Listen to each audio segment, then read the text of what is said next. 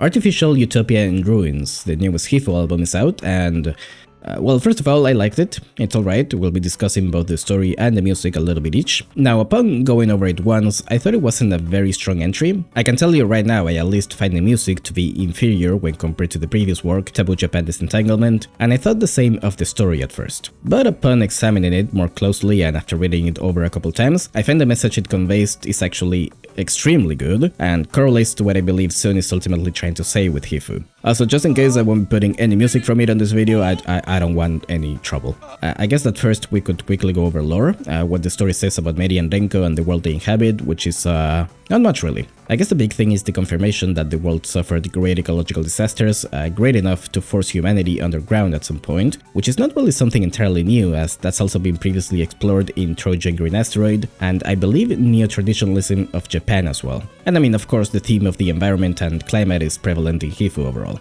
The other, related to this I guess, is more fuel for the discussion of exactly how far in the future do these stories take place in, which I don't particularly think knowing the exact date is important at all. I think the frame of time just serves more as a backdrop to allow for the discussion of the consequences of the various topics that are present and how the two protagonists clash with those ideas, which is, of course, what makes up a big part of the hifuu stories. Also, I guess that Renko is confirmed to have friends, which is huge actually. Now, in terms of what Sun is saying in this story, well, there's quite a bunch of things, from establishing religion as a fundamental part of humanity, to likening science to it as just another system of belief, something for humans to place their faith on, because we cannot live without something to believe on, without a tool we can use to explain different phenomena and occurrences, much like how religion, the occult, and conspiracies also do. According to Renko, the fundamental reason science differs from those other practices is because it allows for making and correcting mistakes, but that is something that later the text, and honestly most of hifuu, dispels. I think the biggest part of this that took me a bit to understand is the whole section where it's explained that Nara Park is a place where deer are at the apex and that they have historically been regarded as sacred animals, both of which are true by the way.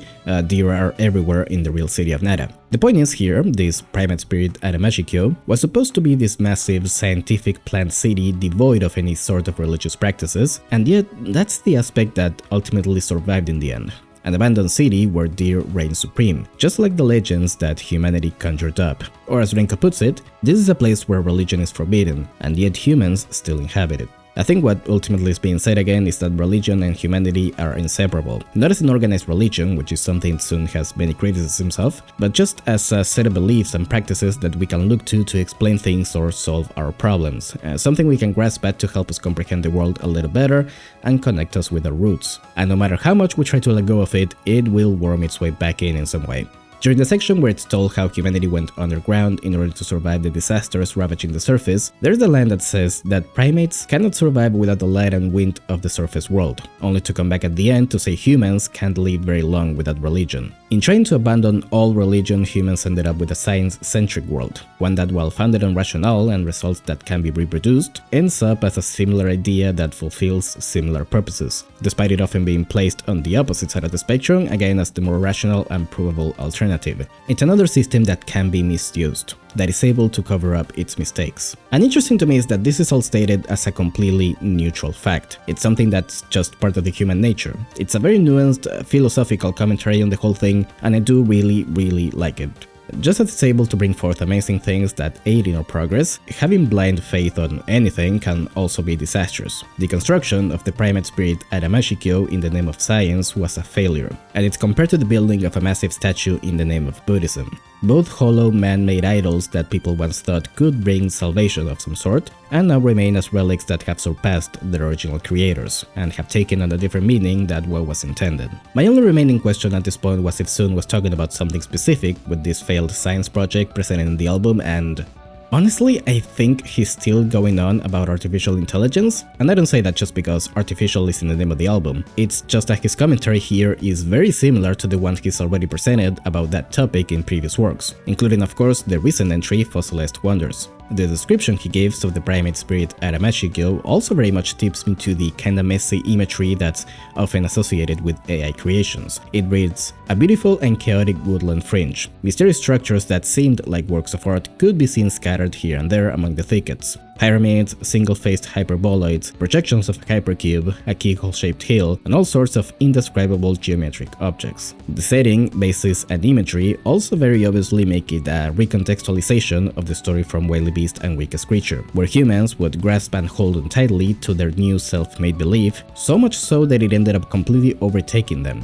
Which is of course another of the criticisms Sun makes about artificial intelligence and the dangers of over-relying on this new technology that's touted as the be-all end-all, the effects of which of course we hear about all the time nowadays. I could keep going, but at that point I'd be talking about hifuu as a whole, and I'm saving that for the occasion where I have the energy to talk about hifuu as a whole and what I think it all means, even though I've already dropped some stuff here and there. For now, let's move on to the other part of this, the music. Well, the sound is obviously very reminiscent of the Fossilized Wonder soundtrack, very similar instrumentation and feel to it, though overall I feel that these sound a bit fuller and richer than the music from that game, which is for the most part a good thing, though in a few select cases I feel it can also be to its detriment. Sometimes there's just too much going on and it ends up sounding like a bit of a crowded mess to my ears. Also Zune got his SD90 back.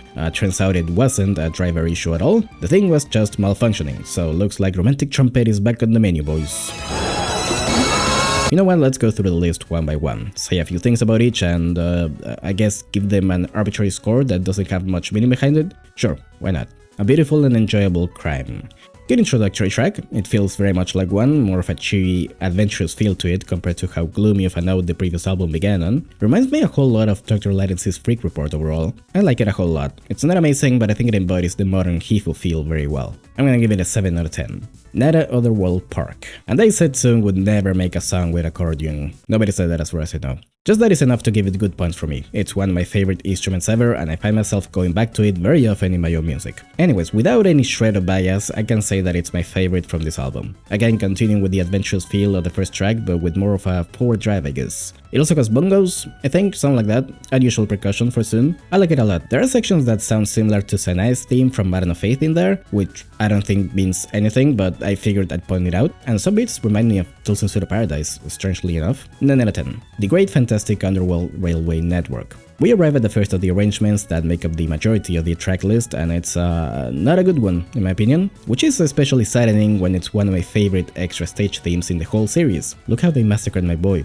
It sounds teeny and super compressed, there's no punch to it at all. This is one that sounds crowded to me with the instruments just kinda fighting for the spotlight. I like some of the new changes to it and the new voices, but it's hard to appreciate that when the whole they're part of is kind of a mess. And in the end, it also doesn't really try to do anything different from the original. A real shame because I was so excited to see it in the list. 3 out of 10. That is gonna be the lowest score for me, by the way, don't worry. Unlocated Hell. Second arrangement and the first one to come from Wily Beast and Weakest Creature, for which I hold the unpopular opinion of not really having a great soundtrack, so I wasn't really getting antsy about it, even knowing that it's a generally well-liked song, but I'm willing to put all that aside for now. I'm glad that I did, because I do really like this one. It's more subdued and less aggressive than the original, and I enjoy that about it very much. It gives it a less grating and much more polished sound in my opinion, while still remaining a very energetic song. There's a couple new voices that give it a breath of fresh air and make it distinct from the original mix. Has a tense ending without resolving anywhere, oh, big fan of that. 8 out of 10.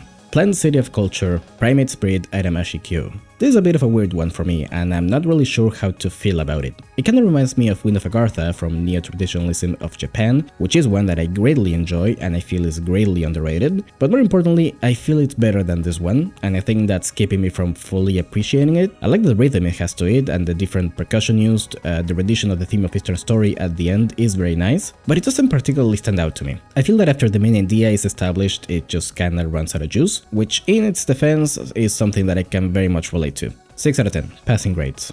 Reminiscence of Deer Hunting. Now, like Unlocated Hell, this is one that I wasn't really thinking much of. The original didn't stick with me for long, even if I think it already did some interesting things. And if I had to choose a song from Fossilized Wonders to arrange, I could tell you my candidates right now. But I think this arrange gave me a newfound appreciation for it. I like the new darker intro and ending sections. Once again, I think it sounds fuller and more polished, has a more rounded out sound to it. And I think the new additions serve to emphasize some of the weird rhythms the song has in a very good way. 8 out of 10.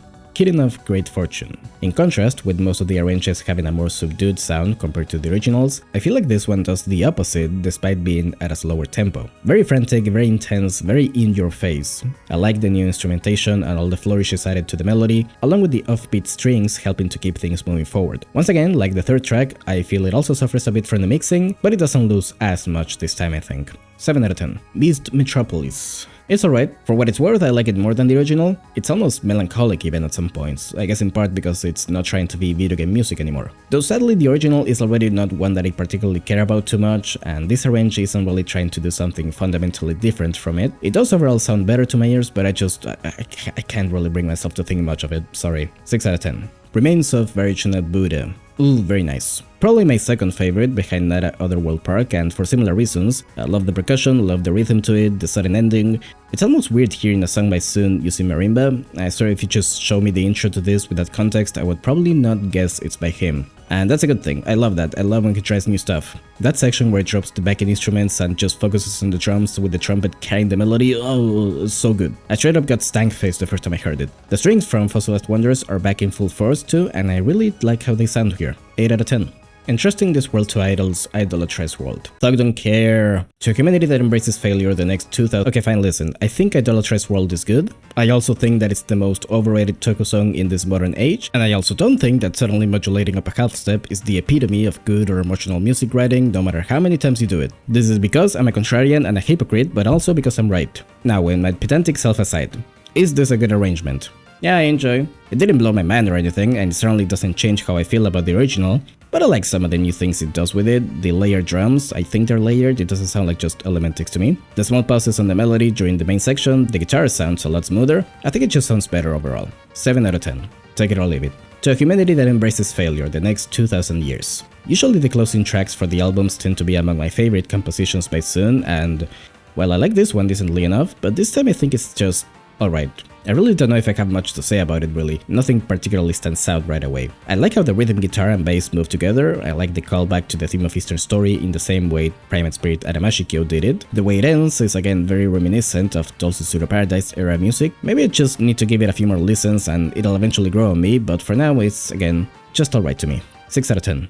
Anyways, that's all I got on the new hifuu. Ended up writing more than I thought for a quick look video. Good entry. I don't know if I'd put it among the strongest entries overall. I find the story to be pretty good, but the music, while it has some songs that I really like, left me wanting a bit more. But that is alright. I think it's a good thing to temper expectations and, well, be at peace with the fact that not everything is going to be a masterpiece. That's unrealistic. That's just not a thing that happens. And even then, there's some great things to be found in the average. I think in this day and age, it's become very common to lean into the extremes, where something has to either blow your mind and be amazing and have no flaws, or it's otherwise absolute trash. I mean, even saying something is average, or alright, or mid, as the young ones like to say, is often taken in a negative light. It makes it seem like a failure when a lot of times it very much isn't. I just don't think that's the right way to look at things. You gotta approach it with a little hashtag nuance, you know? So tell me in the comments your very nuanced thoughts on all of this, the story, the music, I'm always curious to hear.